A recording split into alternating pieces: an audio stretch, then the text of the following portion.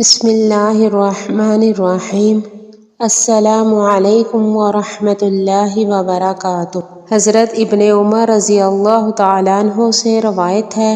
کہ صحابہ اکرام رسول اللہ صلی اللہ علیہ وسلم کے ساتھ قوم سمود کے علاقہ میں اترے تو انہوں نے اس جگہ کے کنویں سے پینے کا پانی لیا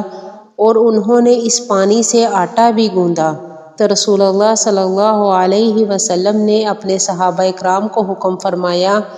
پینے والا پانی بہا دیا جائے اور اس پانی سے گوندا گیا آٹا اونٹوں کو کھلا دیا جائے، اور آپ صلی اللہ علیہ وسلم نے ان کو حکم فرمایا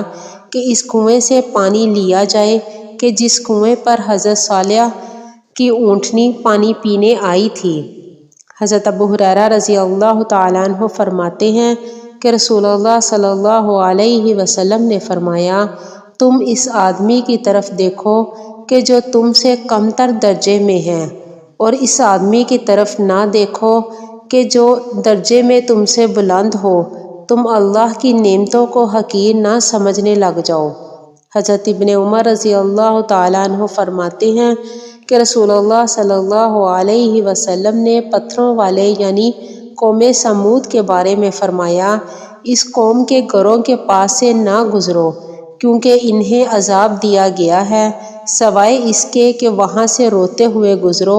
اور اگر تمہیں رونا نہیں آتا تو پھر وہاں سے نہ گزرو، کہیں ایسا نہ ہو کہ تم پر بھی وہ عذاب مسلط ہو جائے کہ جو عذاب قوم سمود پر مسلط ہوا تھا۔